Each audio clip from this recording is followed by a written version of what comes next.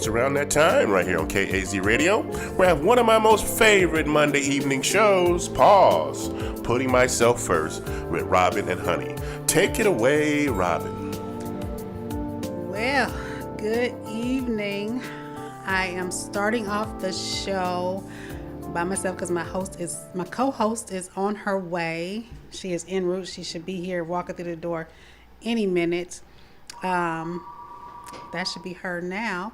So she'll be coming up here in a minute. And I really can't start the show because it's really discussion oriented. We are going to be talking about today. We're going to start off because it's a new year. Happy New Year, everybody. Talking about what we want to manifest, what our goals are.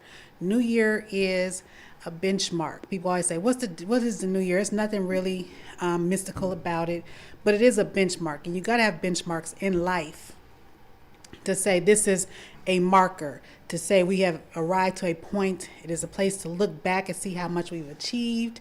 And it is also a place to look forward and say, what do we plan to do in the next 365 days? What do we want to bring forth?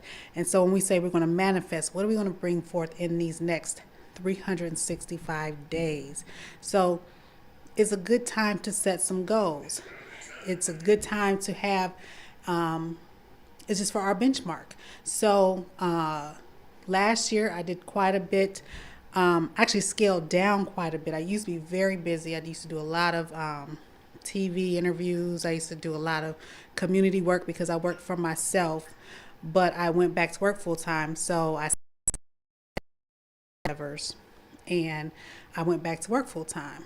So I became a director of an agency, but I still do my private practice very, very, very part time. And when I get a referral, still get lots of referrals. So when I can get to those referrals, I refer them out to my network, the Professional Black Christian Therapist Network. And I also do a couple appearances here and there when media may call and ask me to speak. Hey, honey. Oh, we read. We was thinking the same. We thinking the same today. So just talking about the benchmark of New Year's and setting goals and what the purpose of setting goals and what a purpose of manifesting something for the new year. So I didn't really get into what I plan on manifesting this year. I was talking about last year and how I scaled down a lot of stuff because I went back to work. But what my plan is for next year, I don't know. I haven't really said yet. You haven't written your goals yet? I never really write them. You know, I think I got bored with vision boards years ago. You know, been in church, been doing vision boards for about 20 years now. I got bored with them. But I scaled down goals. I make them very targeted. Yeah. And I come up with a word. And my word for this year is, it usually comes out of prayer meditation. My word for this year is manifest. Last year was rest and restoration. So that's what I did. My word this year is transformation. Okay. So, and it's not really an intentional deep piece because I used to write this whole big manifesto for the year in every single category of my life, but I don't want the stress at the end of the year, what I didn't accomplish. Mm-hmm. So as long as I kind of thread that word through every place of my life, I win. Just from the attempt, I win. Mm-hmm. And so I wanted a word that added no pressure. And transformation, I guess it does add pressure, right? Because it means change and moving forth and growth. But as long as the person who reminded me this morning woke up and I said, Sugar, I haven't done X, Y, and Z. And Sugar said, honey, you cleaned off the dining room table. This girl is just so empowering. So she's like, well, you did one thing. No matter what, I can say, Sugar, I didn't give you the $10 that I promised I was going to give you. Mm-hmm. She's going to say, but you probably intended to, and that's okay. Right. I get a pass for everything I just do. So she's going to help me with my one word. Good. And we did a project this weekend where we took a mirror and a board, and it's the same project I did with little girls. And we literally wrote all of our affirmation words on the board. Wish I would have brought it with me. Then we glued a mirror to the top of it, and the whole goal is for every time you're feeling not like you, to take a look in that mirror and you remember who you promised yourself you'd be. So my little girls wrote words like, I am beautiful, I am powerful, I am the dopest, Okay. I'm beautiful, I'm bad, you know, however they wanted to write it. And so Sugar and I repeated that activity, and it's just a fun way to guide the new year without, I didn't want to bring magazines and glue and all that. It was just too much. One little board, one little mirror, some markers, let's get it done. So yeah. Last year, and I put on hold my I have a mentoring group, but since I went back to work, and that's one of my goals is to maybe do some work with that group this summer during my break, but was to do a virtual vision board, and maybe that might be something to still do. Maybe we can do that. Because I think it's easier than having to go get the whole magazines and the glue and the scissors. It's just a lot. But you can actually do a vision board virtually. You can do, in a group, you can select pictures and post them and create a mirage in a post of what you know, search the internet for the things that you want to find or you want to see, envision in your life, you want to manifest in your life, and put them in a post. And that's how you can create your vision. But one of my things is to do probably one summer project with my Success Seekers group that I put on hold if I can gather those people back together.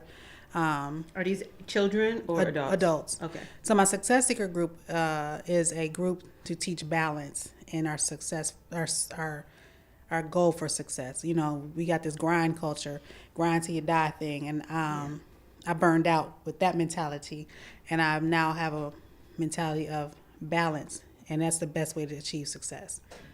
See, I like what you said about grind culture, and I think that's the reason why I didn't do a vision board. I think sometimes, and I'm not playing devil's advocate here, but sometimes we get so into the culture of whatever the latest thing is.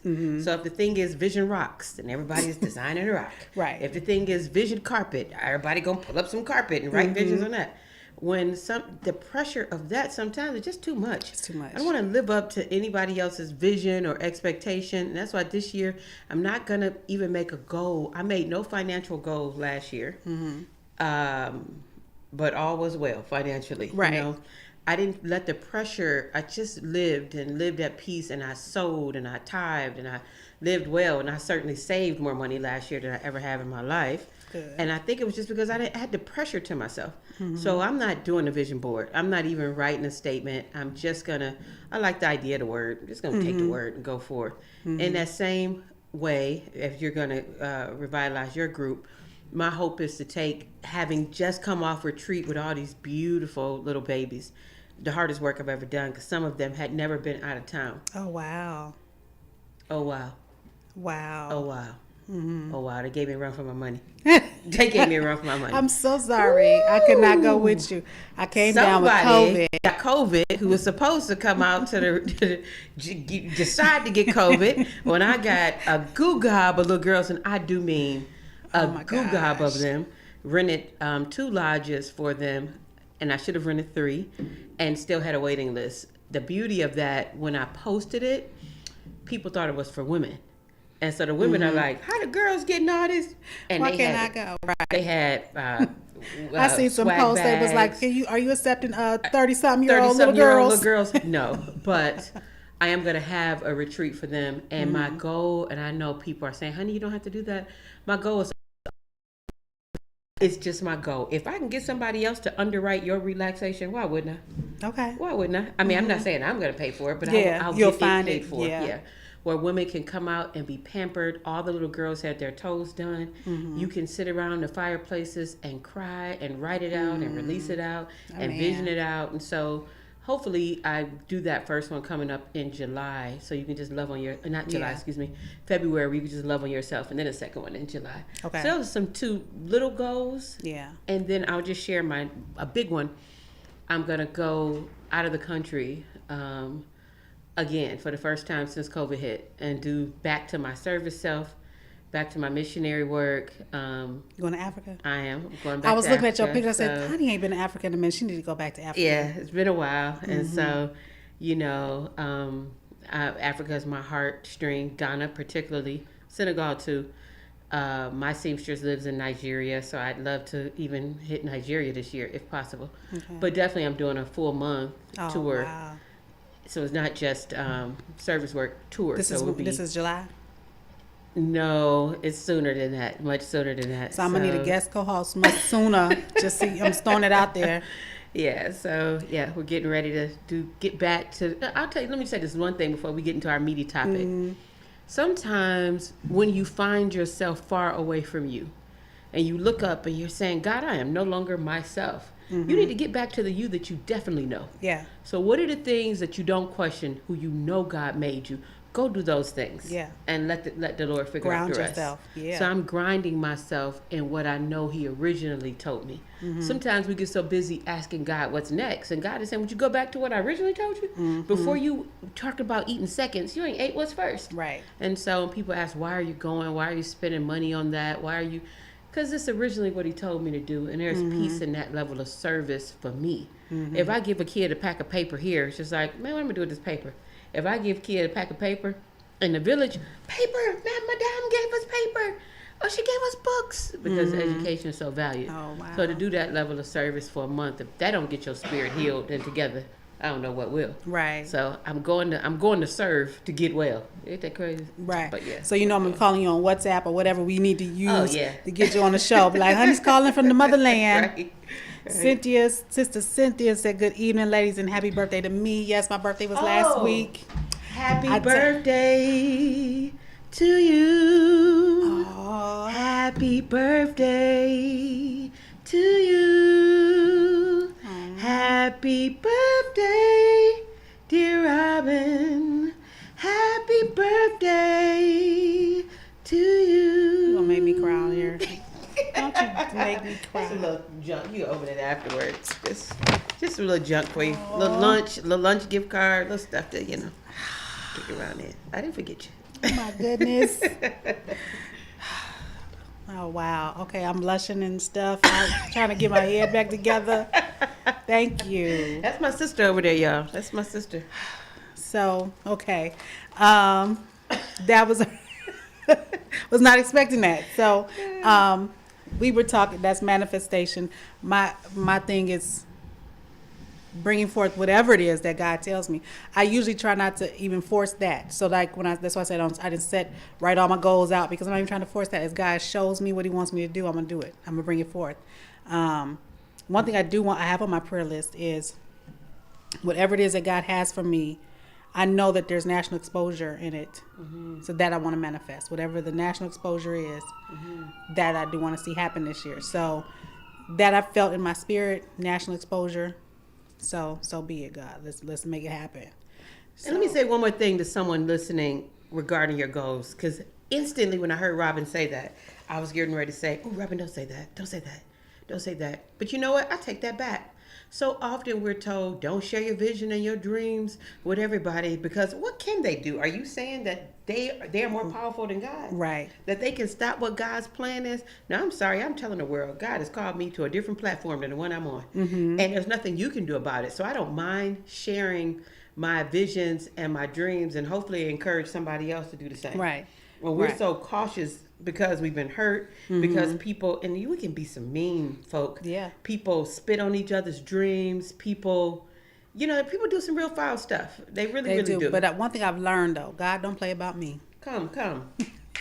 I have watched people do some mean stuff, and He has told me, "Robyn, sit down." Because I be ready to fight, because I'm a fighter. Sit down, be quiet. And I be sitting there mad and quiet. But God don't play about me. Yeah. And it may take some time, but I watch that stuff come back and bite. Yeah. God don't play about me. Come what on. He got for me, He has for me. You can try if you might. But you ain't trying me, you're trying Him. But guess what? God don't play about you either. Whoever Right. the person is, God don't What play He about got you for either. you- Everybody has their own connect with God. Right. And I love God so much. I used to think literally like I'm the only one. Like we got something special. Kind of like I liken it to Lady Gilmore. That's right? how awesome God is. You know how He makes us all feel that special. Lady Gilmore, everybody feels like daughter. Yeah. I thought she just talked to me like that. And so when I first heard her call somebody else daughter, it's like, what did you just call her? Right. Like, I that's didn't my like bag. it at all. I didn't like it. And I told her too. I was like, it's the way you called it. And she said, well, it's really just you. And I'm thinking, you probably said it to all of them. That's how God do. I don't like it. Right. But isn't God like that? I really think I have a special connection with God. Right. He don't I play do. about me. He's sweet on me. But the beauty of God is that we all had that same special connection with God. That's powerful, right? Right. I really think like I'm your favorite, aren't I? God, like, yes, you are, baby. Yes, you are. Yes, you are, baby. And how sweet is that, you know? And we all have something that he has for each one of us. So you don't have to go trying to steal Yeah. what somebody else has. Because he got something special for you. Or being bitter about it. What Right. is that about? Oh my gosh. Absolutely. I don't have time for that. Even if mine isn't coming right now, I still celebrate yours. For example, I think everybody and a dog around me is getting married.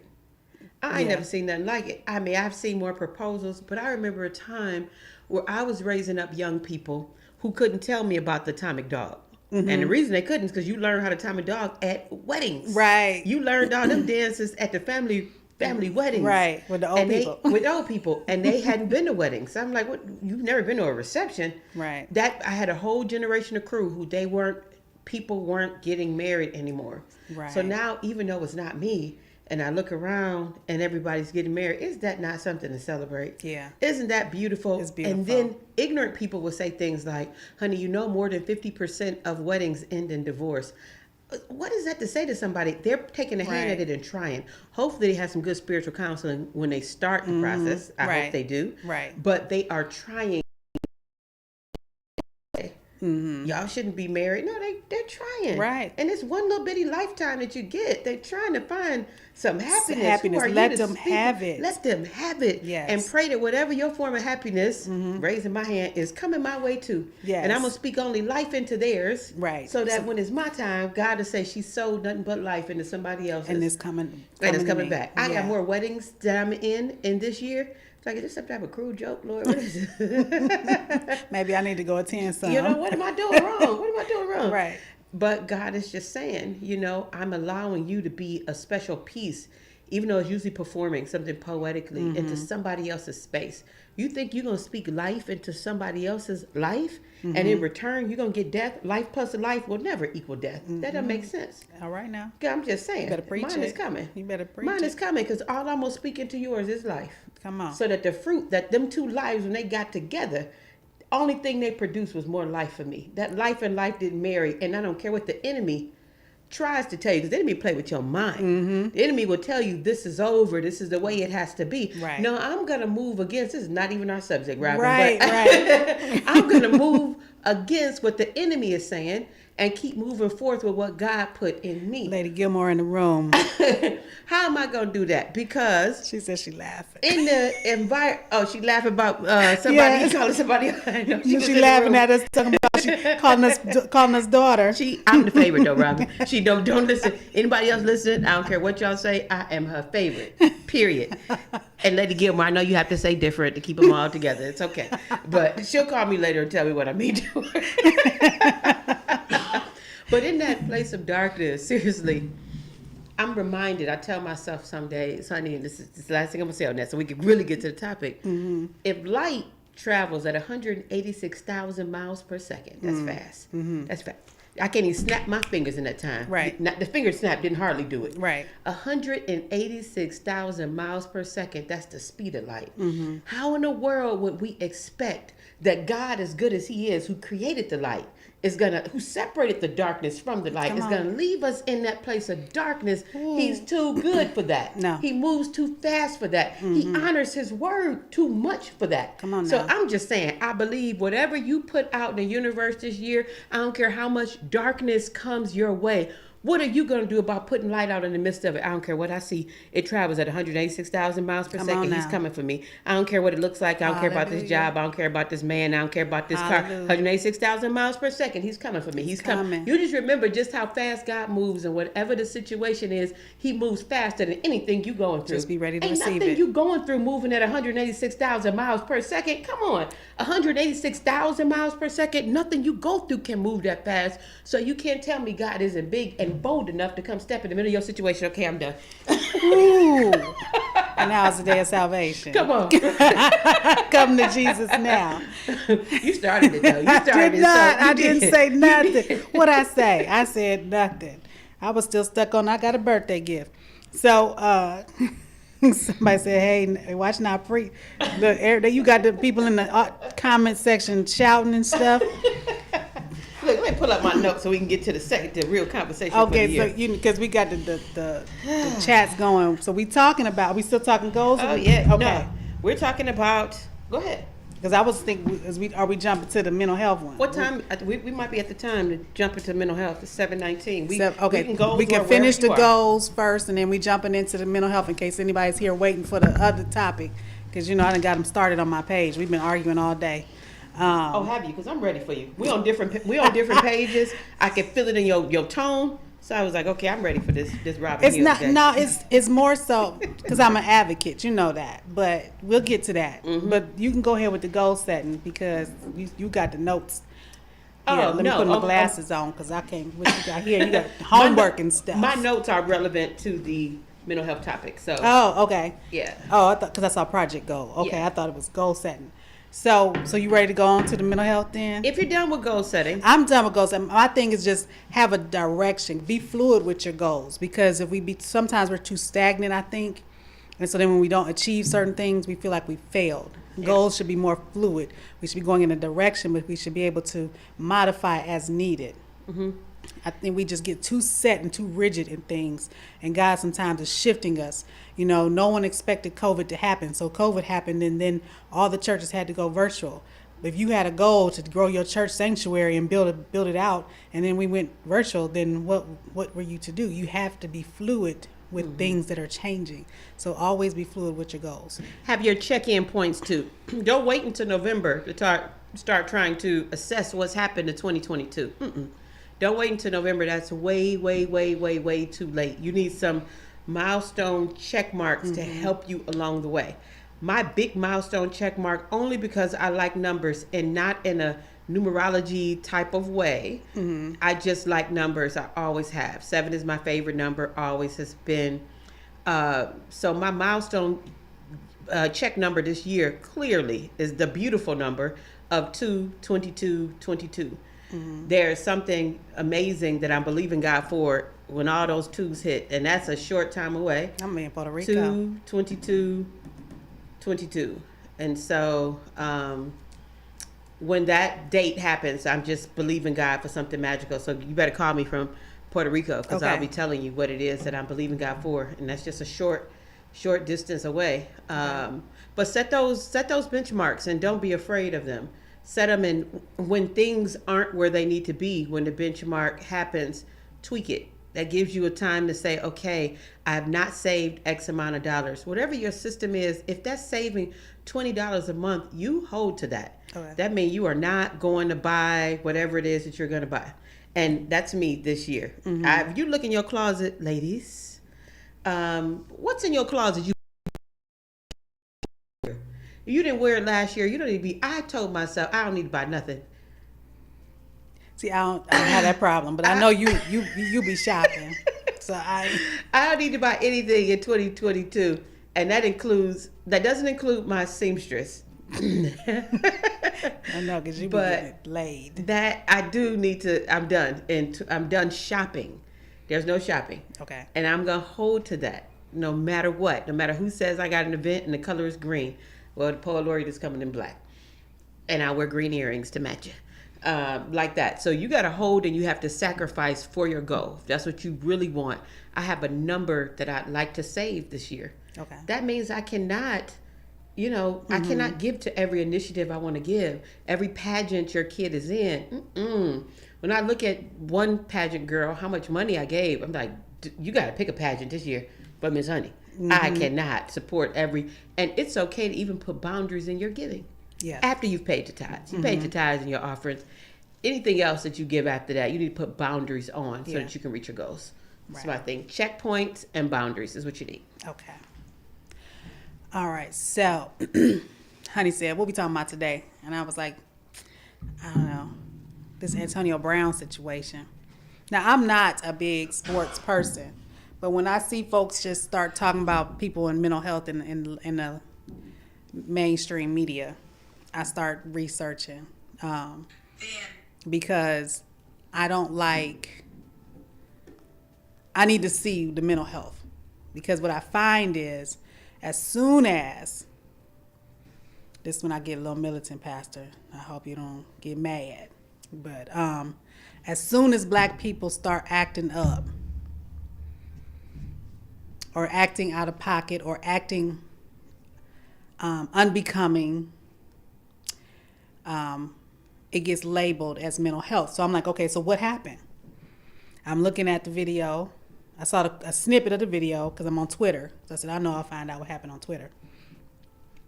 And no, first it was one of my friends from college was going off. See, he got these mental health issues. He need help. And I don't know his background, he got these issues and blah, blah, blah. So I went on Twitter to find the video and something happened. He got pulled off the field. Next thing you know, he took his jersey off, walked off the field. I'm like, okay, what happened? So I've been searching and searching what hothead or whatever. But what happened that he walked off the field? And I found a video today, a few hours ago, or earlier today, more than a few hours ago, that said basically he was pulled off the field and told that he was cut from the team. And so since he was cut from the team, he took his jersey off and left. So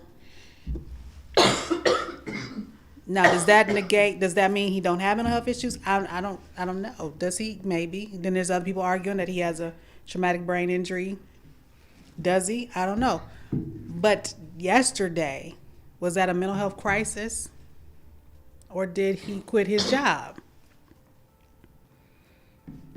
So that's the question. Now, that's what happened on there. But then to take our discussion further about being labeled in Unheard. So that's what we talked about on the phone this morning. Or did we talk or we just texted? We were just texting. Being labeled in Unheard. So that's where I wanted to take the discussion a little bit today. But I've been going back and forth with people all day. Somebody right before I came in here today talking about, they've been talking about his issues and he got mental health stuff and he turned in a fake vaccination card. What mental health disease causes you to turn in a fake vaccination card? That's not a mental health issue. That's ghetto stuff. Whoa, Robyn. Whoa, Robyn. I'm going to just be honest. What's happening is, and we have to become aware of it because it was very explicit the way I put it on my page. I say ghetto stuff here because we on the Christian network. Hood stuff or hood blank is being labeled as mental health. And we're not dealing with that. So whenever somebody in the mainstream starts acting hood or ghetto or urban, the first thing is they got mental health issues. Oh, we're definitely going to play the opposite ends of this coin. Am I saying that there's mental health? I'm not saying there's no mental health. I'm shocked because of your position in life at your perspective, a little. Well, so this is about to be good. Because what mental health disorder says turn in a fake vaccination card? Well, okay, so I'm glad you asked that. So I pulled a bit of his rap sheet, if you will. Mm-hmm. I'm not saying he don't have one. On his on his rap sheet, and I have it here nicely for you. I pulled everything going on with this young man, and it's quite extensive. Mm-hmm.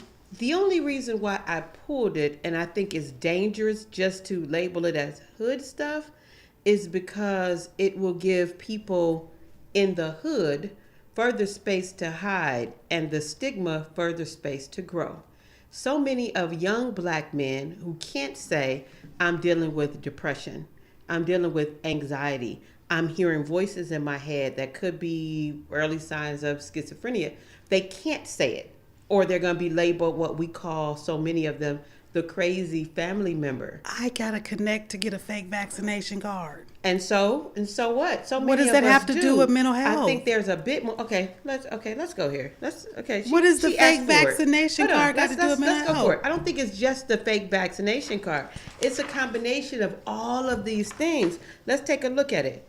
First of all, I'm so passionate about this issue for several reasons. Number one, I think it is a shame that you can play a game that could take your life And when when you don't act like massa wants you to act, you get sacked. What happens to the company's I agree with that. EAP? A company, no, you care and you love through, and everyone was, honey, this wasn't the first strike. I get it.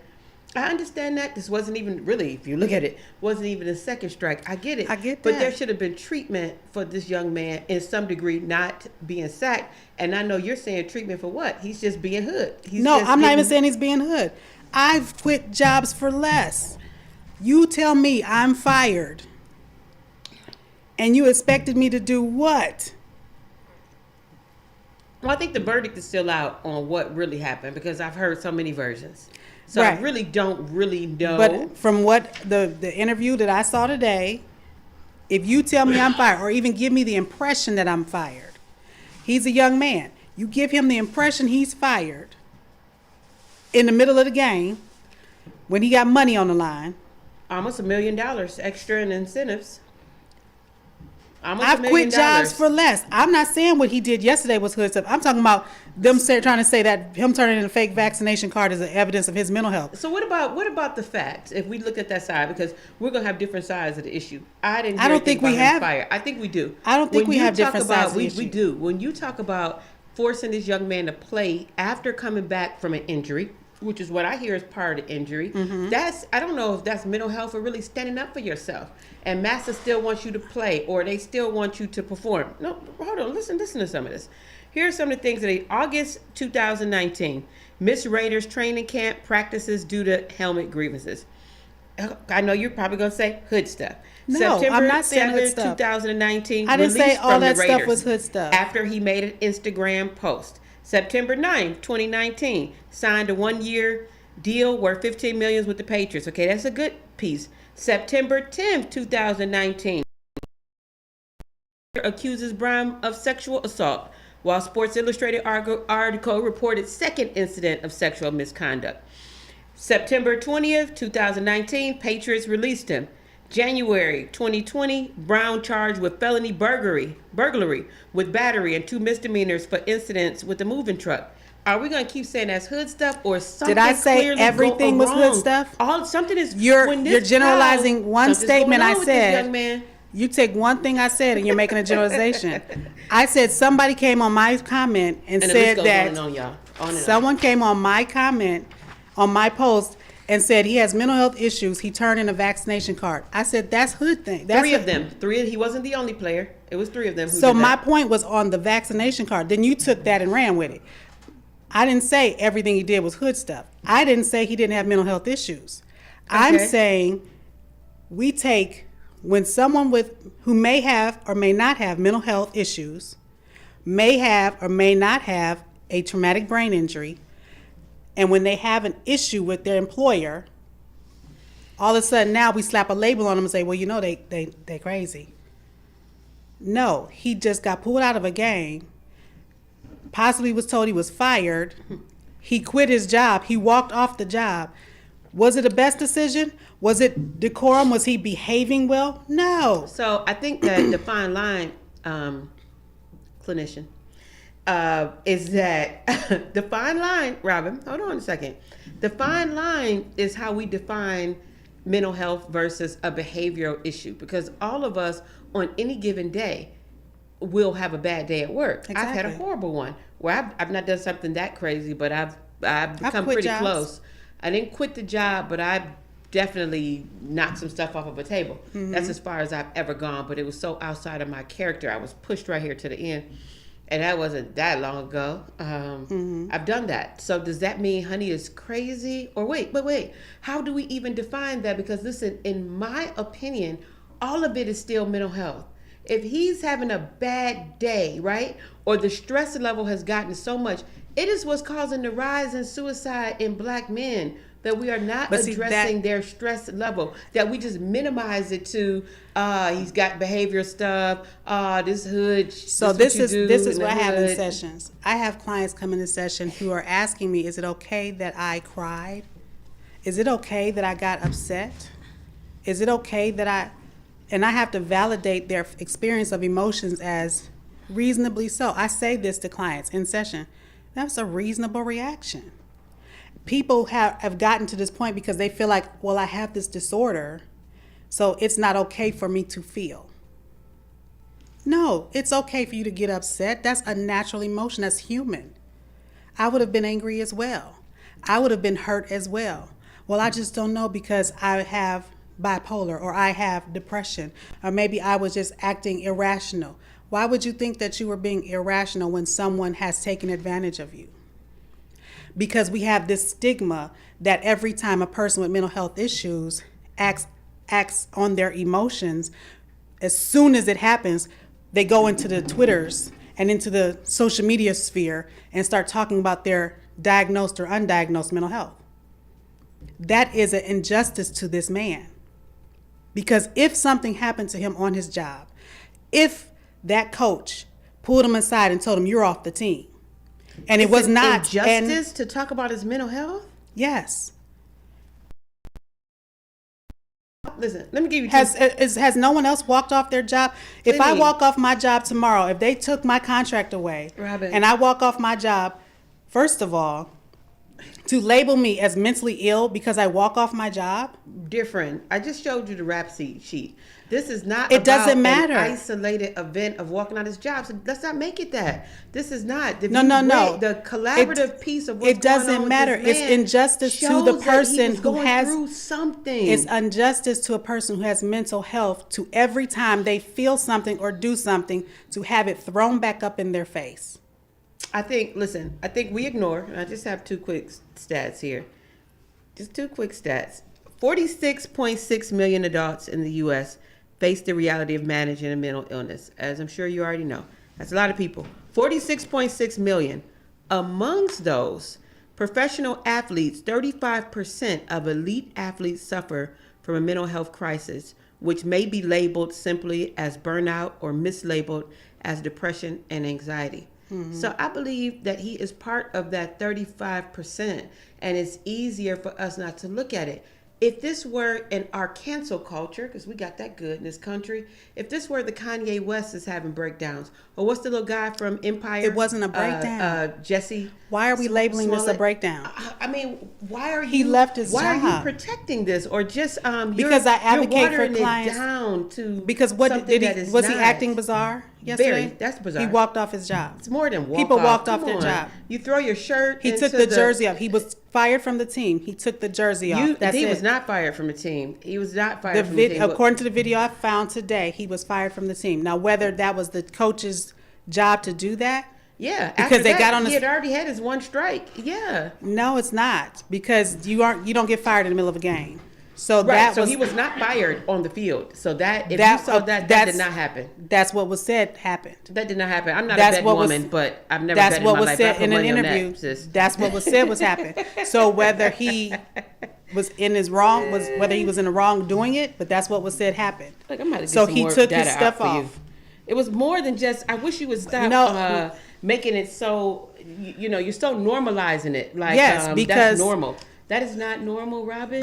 It's not normal. He had already been fined for other incidents with uniforms. That's past stuff. It's on the rap sheet. Yes. So you keep doing some of the same pieces, and then people listen.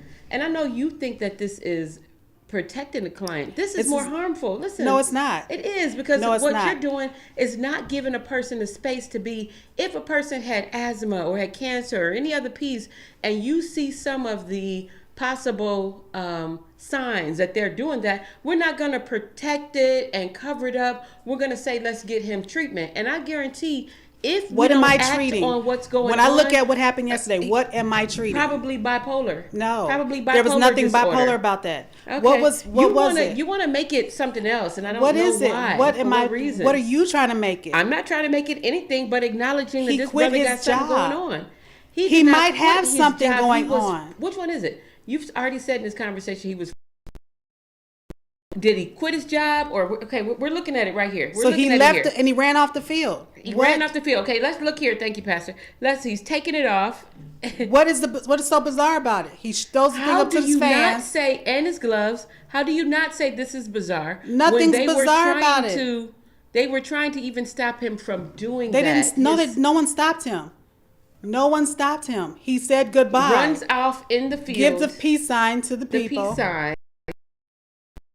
Is normal. Yes. On what planet do you think that this is normal? He I left. think more so. Let's talk about this issue, Robyn. Let's talk about this because clearly you and I aren't going to see eye to eye on this. But No. let's move on to talk about this part of it. What do you do when you're competing against your better self? Listen. Mm-hmm. He was already award winning, but very low paid. You talk about 3.3 million or something like that is his salary. That's very low paid. Mm-hmm. That's not a high paid app. So you're already competing against the better you, who had already done this. You have only a few. Yards and this and that. I don't know. I'm not a big sports person either. To reach before you're winning 3.3 million. This 3.3 million. 300,000 here, 300,000 there, almost $1 million. So what do you do when you're so close to where you want to be and people aren't understanding that? And I think when we don't, at least the way you put it, dear sister, it's like you're not acknowledging that something was going on with this young man. You can't just broad brush it like that. You Listen, can't. This is what I do for a living. And call it hood stuff. Come on. I'm No, shocked. I call the vaccination card hood stuff. You keep doing a Hood generalization. stuff. That's nuts. You keep doing a generalization, and that's nuts. I said the vaccine card is hood stuff. I can go. I know someone. I can go right I now. don't know how you're connecting that to this. What in the world is this? You brought this vaccine stuff. How do you keep connecting? Because you're not following. to that? Because you're not following the conversation. Doesn't have it. I'm in the conversation. I'm researching. I I'm prepared to said be here. when I opened up the conversation, I said someone I jumped take my happy in. birthday gift back to you. I Baby Mac. said someone jumped into my post and was saying he got mental health issues. He turned in a fake vaccine card. And I'm saying, how are we tying all these little things he does into his mental health? This is not how you diagnose I mental agree with health. that. I agree with you wholeheartedly. You come in ready for a fight that you I'm don't not even ready hear. to fight. I You don't hear hear you. the stuff I'm I saying. just don't agree with you, but I hear you. You think and you it's don't okay agree with for me. us not to agree. Everything that we've said has not been a disagreement, but you come in ready for a fight, so I'm you're not fighting. hearing me. I'm not fighting. But My we're point not is, on the same page. my though. point is, there is a way to diagnose and treat mental disorders, and everything that a person with mental health issues does, their mental health. So when I work with the client, and I advocate for my clients, because we have to sit down. We sit down with the County Board of Developmental Disabilities, and we have to talk about that stuff. Everything ain't treatable. Everything that they do is not an issue to be treated. When I worked in residential and they want to put everything there on their treatment plan, this is not a treatable issue. This is their personality. Some things is not treatable. This is not something that we're going to keep them locked up in residential over just because they're doing something that you don't like, that is not pertaining to their diagnosis. Okay. Now, him getting frustrated, the way he acts on his job, you may not like it. And so that's he may kinda not be normalized behaving well, but that doesn't mean that. First of all, who has record of what his diagnosis is? That is inappropriate to even say what you think his diagnosis is when you don't even know what it might be. Robyn. He could have a traumatic brain injury, which someone has shown video of him getting knocked out 5 years ago. That could very well possibly be it. But what are the symptoms of a traumatic brain injury? Robyn, Is it quitting your job prematurely? who says you keep saying that? Robyn Hill, C. Hill, I believe. What I'm saying, Robyn, is that clearly something, in my opinion, is wrong with this young man to continue to make some mistakes that will cost you.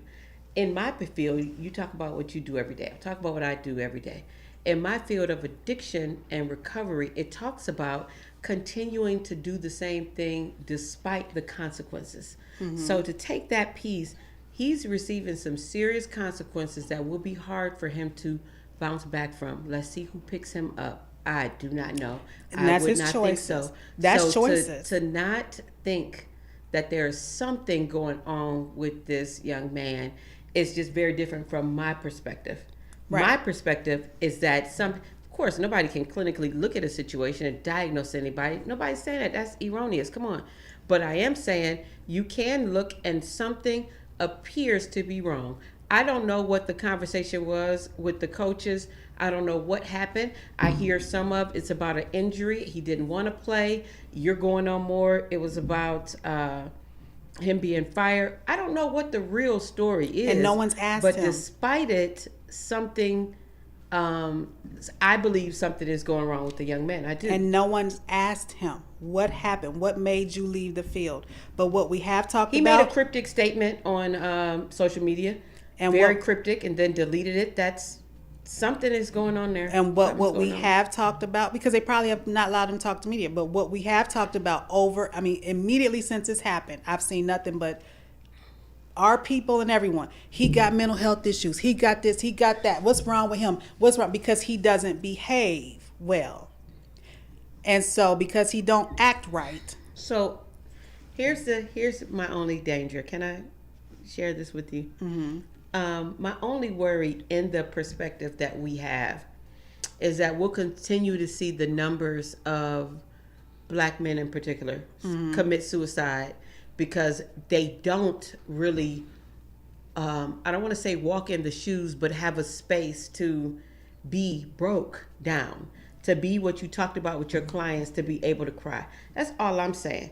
I'm not saying I want to further label this young man. I am saying I do not believe if the reason he was sacked was because he had a breakdown, I do not believe he should have been fired because of that breakdown. Even if he had already had a second chance, even if they had been brought back, and they lump all of these issues in there. Mm-hmm. So the COVID card piece, another issue. The sexual assault accusations, 2 of them, other issues. Even so, I still think this young man, the process shouldn't have been him being fired immediately. We have got to get him to an EAP, Employee Assistance Program, whatever the sports world's version of that, and to figure out what's going on with him. Because something is going on with him is all that I'm saying. And that's from I hear that, but then I'm looking at the video that's saying he said he had an ankle injury. He could not play. They said, you're playing today or you're fired. You better get out there and play. And they made him play. And he couldn't play. And he said, I cannot play. Well, then you get off the field. And you saw him strip his shirt down. And he left. So is this an EAP issue or is this a contract negotiation issue? Because, yes, he's had this history of behavioral issues. But now, as soon as the media hits, it's this, he's the problem child. But no one's discussing, wait, was there really an issue with his ankle and y'all forced him to play and not give him, because he had a lot of money on the line. We not talking about that? Because they pushed this story of, oh, he's stripped out. I saw one headline, he stripped naked and was running around. I saw that too. I saw that. Did he strip naked or did he just take his jersey off? He took the name of the team off of himself since they said get off the field, you fired if you don't play. Mm-hmm. So we got this issue of the first thing they put out to the media is he's crazy. He had a meltdown. He had a breakdown. These are the words that they pushed out to the media. But the behind the scenes is he had an ankle injury. He said, I can't play. You better play or you fired. And he got money on the line. He got to make so many catches to get this increase. And he's saying, I can't play. Mm-hmm. Run. Oh, yeah. I think even your piece about take my imagery, take the name of the teams, like take the branding, like Slave Plantation. For all of us who watched Colin, it's one of the most powerful things I watched last year, for sure, mm-hmm. The Kaepernick piece. We talked about that plantation piece when you're on. All I'm saying, even if you removed sports from it, if you took this young man, if it is, because I really don't know, especially when you talk about money, because money is the root of it, the love of it is the root of it, all evil. If you take sports out of it and you leave a troubled young man at it, I just have a question. If it is mental health, I want to see him handled like it was any other illness, is all I'm saying. And one of my first clinical supervisors taught me early in my career, this quote, just because you're paranoid doesn't mean somebody's not chasing you. And so I've had that approach with my clients. So when they tell me something's happening, I validate their emotions and their feelings. I don't just assume, well, you're paranoid schizophrenic, so I'm just going to assume that this is coming out of your paranoia. I'm going to listen to you if someone is hurting you. I'm going to listen to you if someone is doing something. If you tell me something is happening, I'm going to listen to you. And so when that young man got off the field and he stripped off, he would look like a hot-headed young man quitting his job. I said, what happened? Because if he came in my office, I'd say, calm down. What happened? What did they do? What did they say? Because regardless of his history, something happened.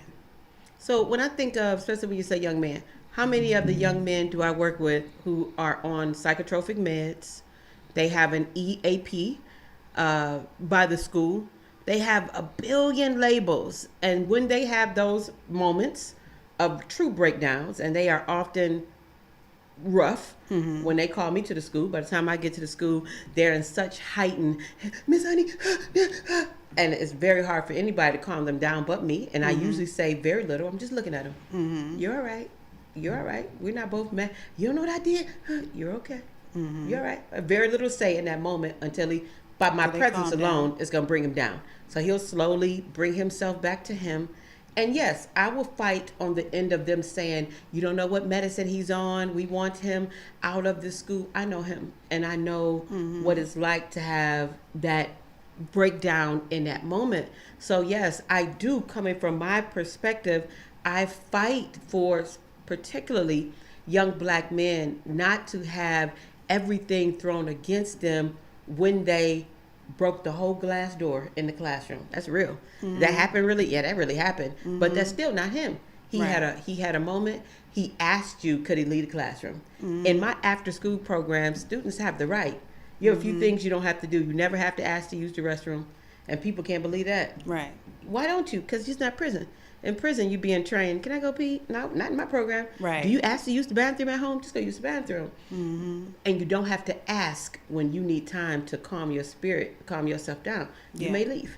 And I think for me, I advocate on that different side before I even know. I will be honest. Before I know the whole story, I'm gonna say somebody doing something to a young black man. I'm in full fight mode. I don't have to know the full story. I just am.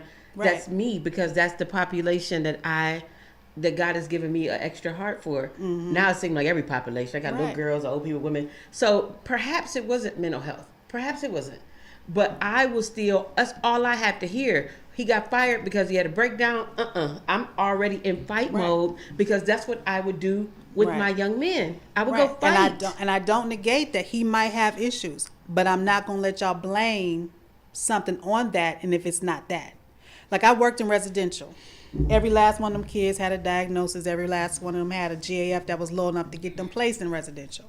GAF is Global Assessment Functioning. We don't use that anymore, but it basically says they're low functioning enough that they got to be in a residential setting. They can't be in the community. So that's how rough they was. They was rough. I worked in the college with the runaway girls.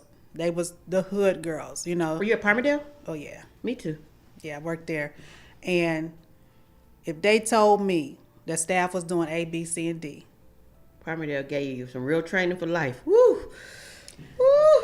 I let them tell me that a staff was doing A, B, C, and D. Yeah. Because just because they got a diagnosis, and yes, I know them staff, I've gotten bit. Okay, And I've spit had on. to. No, they ain't I know was not at to that spit on me. Palmerdale. Look, they knew not to That was my spit on last me. day. That's when I quit. They Seriously. tried it. They tried it, but don't spit on me. But I've gotten bit, you know. But when they told me I was in a restraint and they choked me, I was in a restraint. They bashed my head into the floor. I don't care what the diagnosis was. Right. You got off on beating up a kid. Right. I agree with you there. 100%. So, you know, they got to have a voice. You got to give them their voice. Otherwise, people with mental health issues will feel like they don't have nobody to advocate for them. Yeah. So when they are getting done wrong, it's always going to be blamed on their mental health. You know, so here we got a situation where a young lady might have mental health issues and she gets sexually assaulted. Well, you know she bipolar. Yeah. Well, you know she borderline personality, so you really can't, you know, you can't really take her word for it. Yeah. this is why we have to be careful about how we just throw somebody's mental health back up in their face when something happens. Well, she got this. She, she delusional. She's not even coherent about reality. Yeah. We have to be careful when they say something or when they do something, just because they don't react or, I've quit. I laugh because of my twins. I quit jobs for less. My husband got this. I ain't got to take this. I'm out. Take my little Lance thing off. I'm done. I ain't going back to this job. Y'all would have been like, she must be bipolar. She must got a traumatic brain injury. Remember, she fell off the porch and she was 3 years old, so she ain't been right since. I hear you, but can I just offer this one piece, Robyn?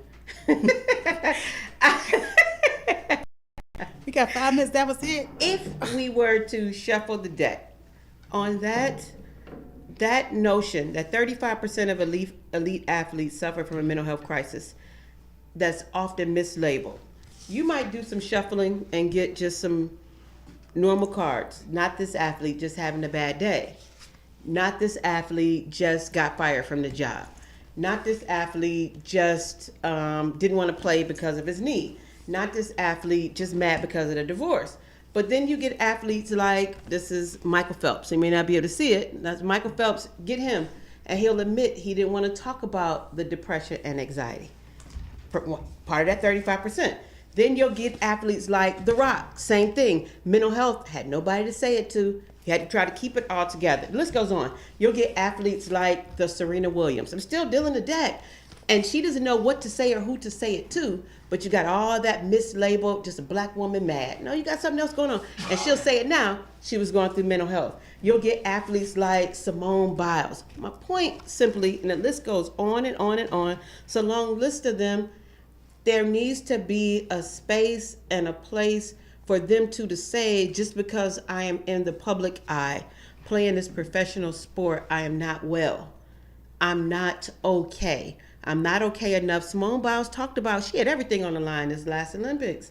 But she said her brain was telling her she's going to fall, she's going to fail. So I'm saying, when you shuffle the deck, there's a lot of people, including everyday people like me and you, and we're in this deck too, and we need to be able to tell somebody, I'm not well, but I'm okay. Mm-hmm. I'm depressed, but I'm okay. I'm fighting through it. I took my metaphorical shirt off and ran off the job with somebody help me. Don't quit me. Don't label me. Don't divorce me. Don't talk about my ministry. Don't say I'm no longer anointed, because I came up in this deck too. I'm just saying to make sure that there's always space, if it's mental health, to love people through even their broken days when it don't look like the mantle that they're supposed to wear. That's all I'm saying.